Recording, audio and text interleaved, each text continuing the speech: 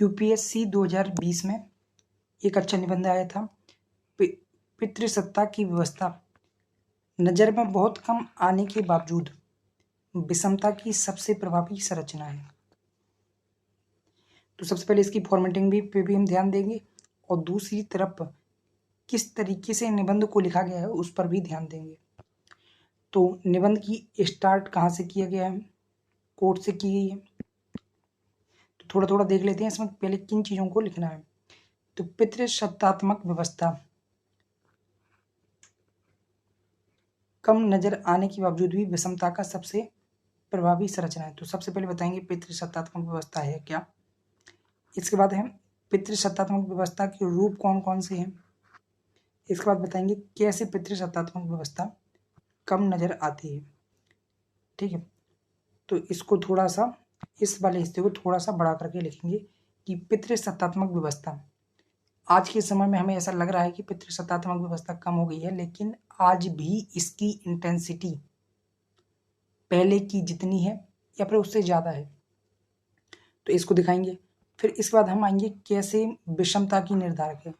तो विषमता हम देखेंगे सामाजिक, आर्थिक, राजनीतिक, लैंगिक आदि सभी स्तरों पर हम विषमता की निर्धारक परिवार के भीतर, ठीक, पुत्र पुत्री जन्म, सेक्स रेशियो, कई स्तरों पर हम देखेंगे कि कैसे आज भी पितृसत्तात्मक व्यवस्था सबसे महत्वपूर्ण निर्धारक है। इसके बाद हम कंक्लूजन की ओर जाएंगे कि कैसे पितृसत्तात्मक व्यवस्था में एक अच्छा पक्ष क्या डालेंगे कि it not only a obstacle before the girls but also it impact the life of boys। ठीक है, तो मतलब पितृसत्तात्मक व्यवस्था दोनों लिंगों को प्रभावित करती है। ठीक है, इसके अलावा हम देखेंगे कि कैसे पितृसत्तात्मक व्यवस्था को कमजोर किया जा सकता है और कैसे एक समावेशिता आधारित व्यवस्था को बढ़ावा दिया जा सकता है।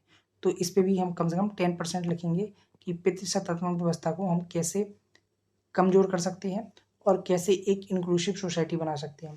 फिर लास्ट में हम एक इंट्रो कि देखो कोई भी समाज को उड़ने, किसी भी समाज को उड़ने के लिए दोनों पंखों की जरूरत होती है। कोई भी समाज सबसे अच्छे तरीके से तभी उड़ सकता है या फिर आगे प्रोग्रेस कर सकता है जब महिलाएं और पुरुष दोनों के लिए समान अवसर हो। तो वो महिला और पुरुष वाला कि पूरी जमीन साथ दे तो और बातें वाला लिख के इसको एंड कर देंगे। कोट देखते हैं सबसे पहले। तो कोट से इसको शुरू किया गया है, ये रघुवीर सहाय की कोट है। पढ़िए गीता बनिए सीता, फिर इन सब में लगा पलीता, किसी मूर्ख की बन पड़नीता, निज घर बसाइए होए कटीली आंखें गीली, लकड़ी सीली तबीयत ढीली, घर की सबसे बड़ी पतीली भरकर बात फसाइए। कवि रघुवीर सहाय। तो किस तरीके से आगे ऐसा कोट करना है कि जिस कवि की लाइन है उसी को लिख के शुरू करेंगे। कवि रघुवीर सहाय मात्र 10 पंक्तियों की अपनी इस कविता में उस पूरी व्यवस्था की सच्चाई को उकेर देते हैं जहां भेदभावमूलक और निरर्थक जीवन की तहें इतने सलीके से सजाई गई होती हैं कि वो उचित और स्वाभाविक लगती हैं। इतना ही स्वाभाविक कि रोज व्यतीत हो रहे इस जीवन के विरुद्ध समाज में कोई प्रतिक्रिया नहीं देता है। अरे प्रतिक्रिया क्यों, वह तो चौंकता भी नहीं। सभ्यताई विकास और सांस्कृतिक निर्मिति की पूरी संरचना ही इस रूप में संचालित होती रही है जिसका लक्ष्य स्त्रियों को कमतर मनुष्य के रूप में तैयार करना। इस पूरी व्यवस्था को प्रसिद्ध नारीवादी चिंतक सिमोन द बोवार ने एक वाक्य में सूत्रबद्ध किया है, स्त्री पैदा नहीं होती है बल्कि बना दी जाती है। आखिर वह कौन सी व्यवस्था है जो स्त्री को स्त्री बना देती है? यह व्यवस्था है पितृसत्ता। तो देखो लिखने का, देखो सिमोन द बोवार को यहाँ पर कोट भी किया गया और कितने सलीके से कोट किया गया है कि हमें पितृसत्तात्मकता तक आना है। तो सिमोन द बोवेर का कोट है कि स्त्री पैदा ही नहीं होती है बल्कि बना दी जाती है। ठीक है, तो इसमें यह पहचानने की कोशिश की गई है वह कौन सी व्यवस्था है जो स्त्री को स्त्री बनाती है, तो वह है पितृसत्तात्मक व्यवस्था। अब स्पष्ट करेंगे पितृसत्तात्मक व्यवस्था का अर्थ।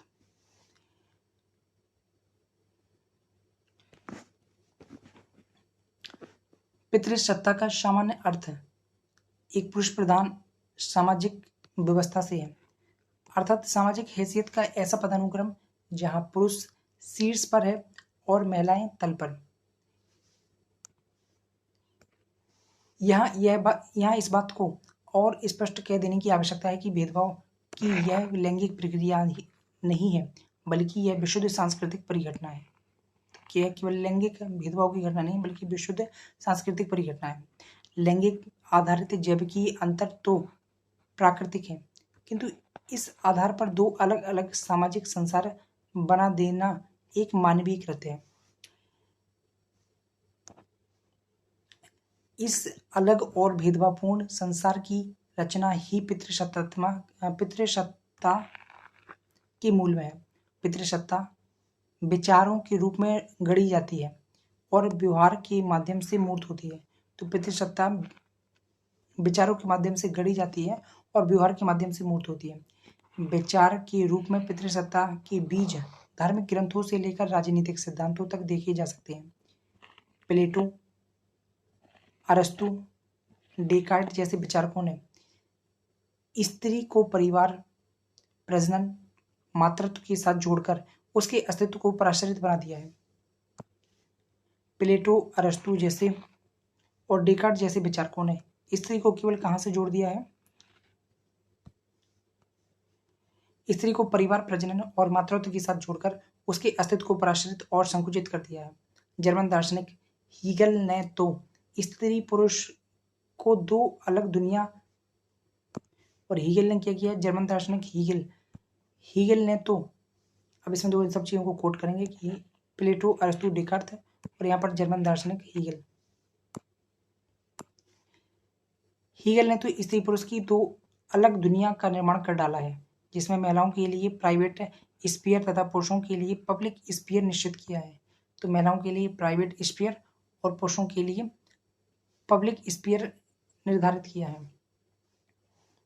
स्वाभाविक रूप से यहाँ महिलाओं के सार्वजनिक जीवन के लिए कोई स्थान नहीं। रूसो जैसे चिंतक स्त्री को बौद्धिक गतिविधि के योग्य नहीं मानते हैं। रूसो ने सदाचार और सद्गुण को भी स्त्री और पुरुष दोनों के लिए अलग अलग निर्धारित किया है। जैविक तात्विकवाद के दर्शन ने तो पुरुषों को जन्मना श्रेष्ठ और योग्य तथा स्त्री को जन्मना सामान्य माना है। कुल मिलाकर कहने का भाव यह है कि पितृसत्ता का विचार भेदभाव को जायज बनाने का बुनियाद पर टिका हुआ है और यही विचार सामाजिक व्यवहारों के रूप में प्रत्यक्ष होता है। आखिरकार यह विचार किस प्रकार प्रत्यक्ष होकर विषमता की प्रभावी संरचना निर्मित करता है, इससे पहले यह देख लेना उचित होगा कि आखिर इतनी प्रभावशाली संरचना आसानी से नजर क्यों नहीं आती है। तो यहाँ दो नया आयाम दिया गया है। इससे पहले यह देख लेना उचित होगा कि यह व्यवस्था नजर क्यों नहीं आती है। इस संदर्भ में मुख्यतः दो पक्षों का उल्लेख है। तो सबसे पहले पितृसत्तात्मक व्यवस्था एक तो नजर नहीं आती और फिर नजर क्यों नहीं आती है, ये ज्यादा महत्वपूर्ण पक्ष है। तो क्यों शब्द, तो उसमें एक लाइन थी जो ऐसे की टाइटल है, उसमें लाइन थी कि पितृसत्तात्मक व्यवस्था नजर न आने के बावजूद भी विषमता का निर्धारक है। तो नजर न आने, क्यों नहीं आता है नजर। इस संदर्भ में मुख्यतः दो पक्षों का उल्लेख किया जा सकता है। एक तो पितृसत्ता सामाजिक जीवन में इस तरीके से घुल मिल गई है कि भेदभाव की पहचान कर पाना मुश्किल है। तो क्यों नहीं नजर आती है? क्योंकि सामाजिक जीवन में वह घुल मिल गई है। और स्पष्टता से कहा जाए तो पितृसत्तावादी भाव से संचालित व्यवहार इतने रूढ़ हो गए हैं कि जब तक विशिष्ट रूप में इसे पर ध्यान न दिया जाए भेदभाव का एहसास नहीं होता है। उदाहरण के लिए लड़कों व लड़कियों के लिए अलग अलग सामाजिकरण की प्रक्रिया को अपनाना, जहां लड़कियों को अधिकांशतः घरेलू सीमा के भीतर गुड़िया जैसे खिलौने के साथ खेलने के लिए प्रोत्साहित किया जाता है, तो लड़कों को इस दायरे से बाहर निकलकर क्रिकेट फुटबॉल जैसे खेल खेलने की छूट दी जाती है। एक और घर की कोमल दुनिया की अनुरूप विनम्र स्वभाव की सीख है, तो दूसरी ओर दुनिया से होड़ लेने की आक्रामक ट्रेनिंग। यह प्रक्रिया आगे बढ़कर एक खास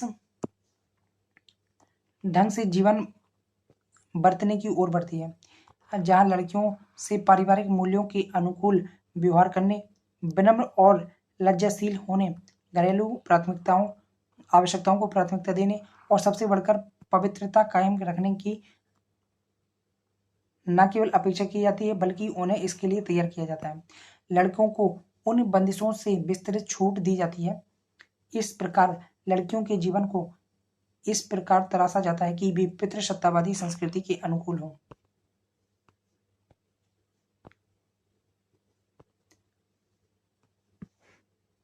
सामाजिकरण की यह प्रक्रिया अलग अलग रूपों में इस तरह घटती है कि लड़कियों के व्यक्तित्व का हिस्सा हो जाती है। जाहिर सी बात है कि जब स्त्री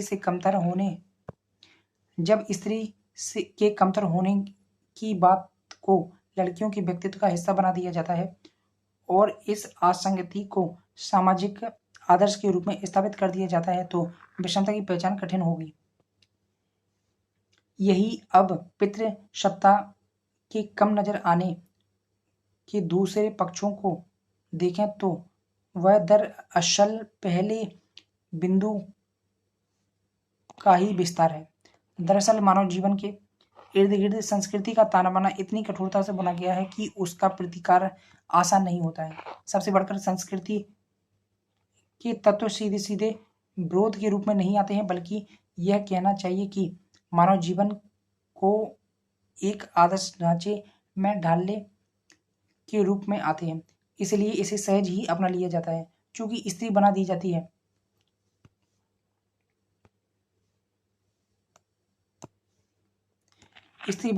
है, जिस रूपक का प्रयोग बोवार ने किया है वो संस्कृति के दायरे में ही पूरी होती है। इसलिए शोषित स्त्रियां इसका प्रतिकार करने की बजाय इसे स्वीकार कर लेती हैं। स्त्रियों का अपने शोषण के प्रति यह अनुकूलन भी पितृसत्ता की दृश्यता को कम कर देता है, क्योंकि पीड़ित शोषित की सहमति भी इसमें शामिल हो जाती है। प्रसिद्ध चिंतक ग्रामसी ने इस प्रक्रिया को सांस्कृतिक आधिपत्यवाद के रूप में चिन्हित किया है, जहां संस्कृति के माध्यम से वर्चस्व कायम रखा जाता है। सांस्कृतिक आधिपत्यवाद, तो सांस्कृतिक आधिपत्यवाद क्या है कि संस्कृति के माध्यम से महिलाओं पर आधिपत्य होता है। किसका आधिपत्य होता है? पुरुषों का। और शोषित को वर्चस्व के अधीन रहने के लिए तैयार किया जाता है। इस प्रकार स्त्रियां धीरे धीरे इस व्यवस्था के अनुरूप ढलने लग जाती है। इस पूरी घटना को शिक्षाविद कृष्ण कुमार इस रूप में चित्रित करते हैं। ऐसे अनुभव को झेलने के सतत प्रयासों में अपनी गरिमापूर्ण अस्मिता, जो अभी तक तिल तिल करके छीली गई थी, अंततः बलि चढ़ा दी गई है। वे आतंक को आत्मा में उतार लेती है।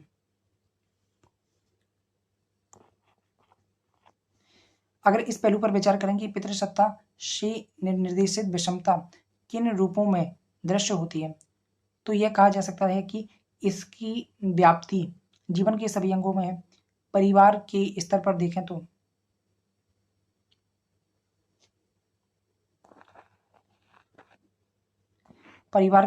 देखें तो जेंडर आधारित, तो यहाँ से नया आयाम शुरू होता है कि पितृसत्तात्मक व्यवस्था कैसे विषमता को उत्पन्न करती है। तो सबसे पहले परिवार के स्तर पर देखते हैं।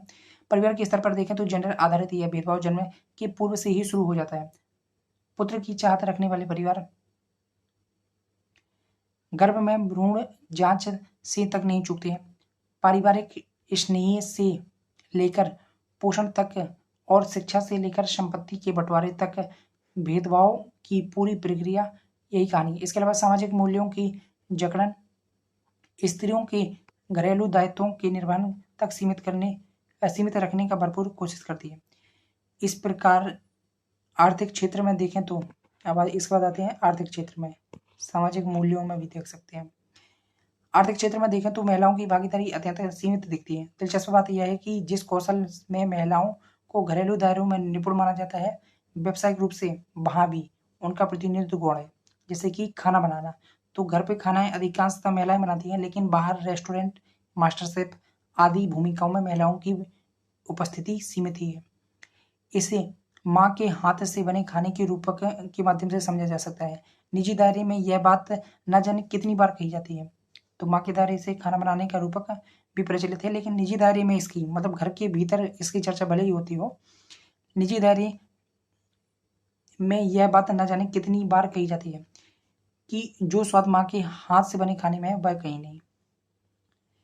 अगर यह बात ठीक है तो माँ यानी स्त्री अच्छा खाना बनाती है, तो फिर अधिकतर रेस्तरां के रसोइये पुरुष क्यों होते हैं? और अगर यह बात गलत है तो आखिर किस उद्देश्य की पूर्ति के लिए इस वाक्य को दोहराया जाता है? दोनों ही अर्थों, देखो आर्टिकुलेशन का यहाँ पर अच्छा प्रयोग किया गया है।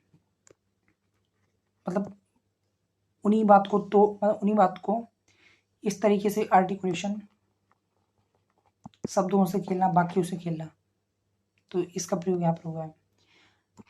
दरअसल यह महिला को आर्थिक भागीदारी वाले क्षेत्रों से वंचित रखने की परियोजना का एक हिस्सा है। आर्थिक गतिविधि के जिस क्षेत्र में महिलाओं की भागीदारी अधिक है, थोड़ी सूक्ष्मता से देखें तो दरअसल घरेलू क्षेत्र का ही विस्तार है। उदाहरण के लिए अधिकांश महिलाएं श्रम बल, प्राथमिक विद्यालय में शिक्षिका, नर्सिंग, खाद्य प्रसंस्करण उद्योग, एयर होस्टेज, रिसेप्शनिस्ट आदि जैसे क्षेत्रों में ही खपा होता है, जो मूलतः लालन पालन के घरेलू दायित्वों का ही व्यावसायिक विस्तार है। तो महिलाओं को अधिकांशतः पिंक कॉलर जॉब मिलती है, और जो भी पिंक कॉलर जॉब है वह महिलाओं की परंपरागत भूमिकाओं का ही आधुनिक और व्यावसायिक रूप है। इतना ही नहीं, अपवादों को छोड़ दिया जाए तो निर्णय लेने वाले सभी पदों पर महिलाओं का प्रतिनिधित्व शून्य है। अब यही विषमता राजनीतिक स्तर पर भी दिख सकती है, तो एक राजनीतिक आयाम भी बनाया जा सकता है।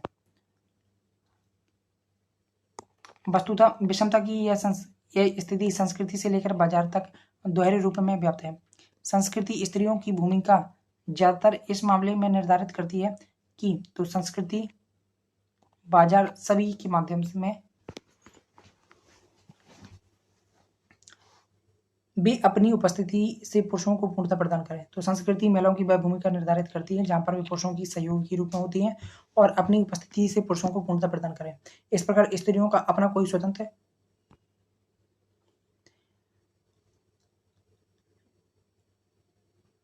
जीवन नहीं बचता है। कला के लोकप्रिय माध्यमों यथा सिनेमा में भी इस सांसारिक संरचना का प्रदर्शन देखा जा सकता है, जहां पर नायिका, तो इसके अलावा है अन्य पक्ष में भी यह विषमता दिखती है, जैसे कि सिनेमा, तो सिनेमा में दिखती है